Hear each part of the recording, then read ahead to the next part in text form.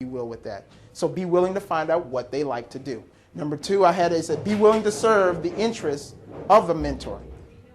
Be willing to help them with something they want.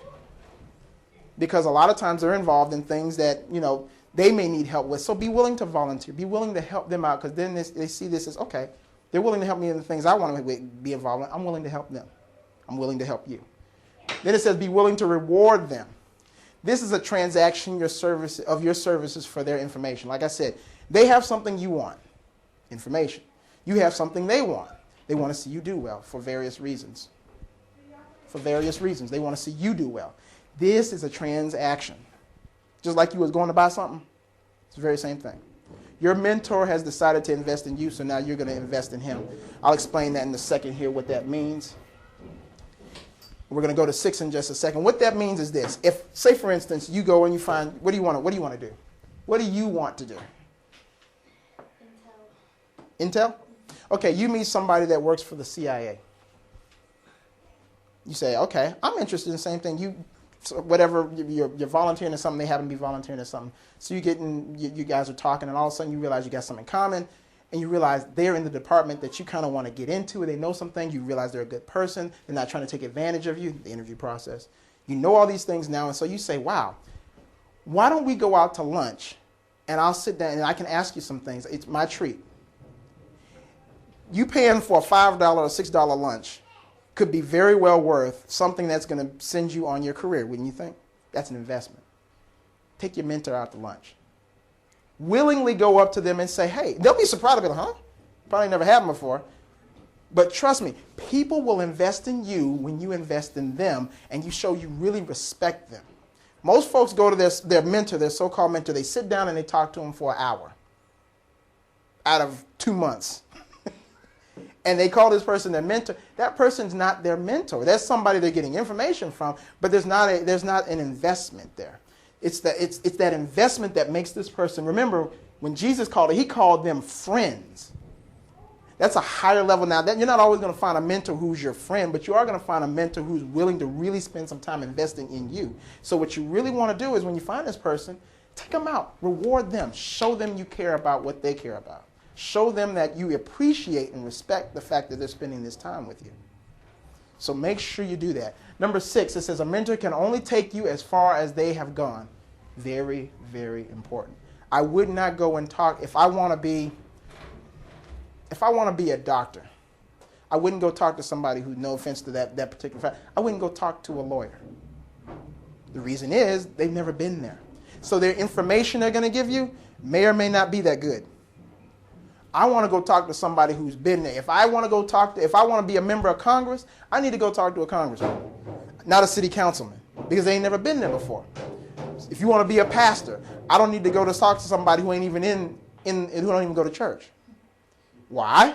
Because they have no clue. They'll give you their opinion, not their experience. And what you want from a mentor is their experience. Yes, ma'am. So would you consider a mentor? Because Ms. V, I've known her for a long time. Mm-hmm. And she knows me, and I can go to her and ask her different things about certain things.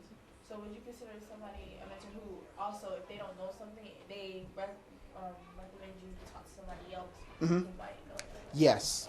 And the reason is because they understand their limitations. I've had people come up and ask me stuff like, I want to be this or that. And they'll say, I really want to do this. And I'll say, I'm not qualified to tell you that. However, I know somebody that is. That's information.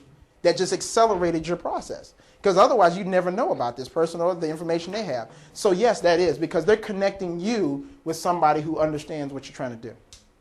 You see what I'm saying? So that takes you to a whole nother level just like that, real fast. So you want to make sure that, again, knowing those questions and refining those questions gets you to where you want to be. That's a big thing. So yes, that would be. Real quick, we're going to be wrapping up. No mentor, no problem. This is number 7. What this means, you want to be something, you want to do something, you don't know anybody in it, can't find anybody in it, not a problem. Reason? Your ears. You listen to people's conversations. You listen to other folks' conversations, you can find out a lot. And a lot of times I'm in situations where I'm up on the hill or going somewhere else, and I'll hear something, and the person will say something that rings in my ear that immediately lets me know they know something about what I need to know about. And so I ask questions. And from those questions, I get information. Remember, the questions unlock the information. Know your questions, get the information.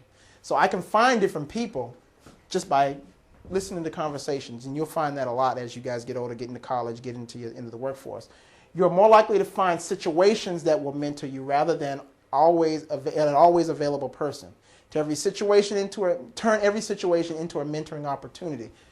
Anytime you're having a conversation with somebody and you just, find out what they know. I'm an inquisitive person. I like to ask questions of folks. When I find out they know some things that I'm really interested in, I ask them questions about it because I'm getting information. That's whether they know it. Remember I said unknowingly? They're unknowingly giving me information that helps me advance to where I need to be. It's real. The other day I was trying to find out about something. I've been trying to find out about this for the last 6-7 months. They gave me a piece of information without even realizing it about a website that took me right to the stuff I needed, and I found it out in a matter of seconds. Something I've been trying to find out for 6 months, I found it in 6 seconds. Ask the right questions. Get inquisitive. Get involved in conversation. The last one, and this is probably the most important way to find a mentor of anything else, books. Become a reader. I read 2 books a month. I wish I could do more. I think Bishop said he reads about 4 books a month. I can't do that.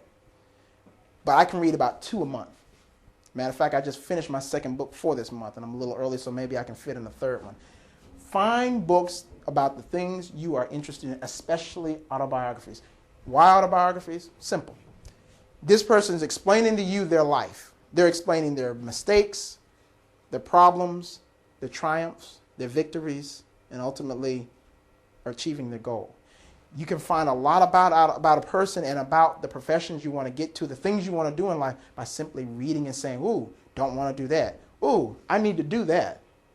And this is really, because when you get to that point where you get that tugging on your heart, where you know God is calling you to do a specific thing, not just ministry, but whatever it is you're going to be doing, there's tons of autobiographies that are out there right now. One of the things I like, one of the people I really admire, and not that I want to do what he did, but I really, really admire is Billy Graham. And so Billy Graham is 96, 97 years old. There's a great chance I probably won't get to meet him. But you know what? Read his biography. What does that do? It lets me know about how, if I really am interested in this guy, I want to know more about him. And so I want to read to find out what makes him who he is, which then explains to me, yes ma'am? It's better to read an autobiography or just a biography? It's better to read the autobiography because it's coming directly from the person. But if you can't find but a biography, so be it. Because there's a lot of good biographies. There's one out right now about the president. And it was written by somebody else, but they traveled with him everywhere. So they may have gotten their own opinion of that travel, but still it's better than no information at all. And so anytime you get the opportunity, get your autobiographies. Find somebody who is in your field, who has made it to the top. Maybe they're deceased now, whatever the case may be, or maybe they're just at the top of their game. Find out what they did and emulate that. God is no respecter of person. If he blessed this person and you're in the same kind of calling in the same area, he'll bless you as well. So you find it. You find it and then you read it. And for me, when my book looks like textbooks. They're custom made for me because I go and I highlight things that I know I'm going to want. Because when I go back and reread it, I'm only going to want to read the parts that are specific to what my needs are. So that's a really important thing that you go ahead and make sure you start. Become an avid reader. Really become that, because when you do that, it's going to really help you out a lot.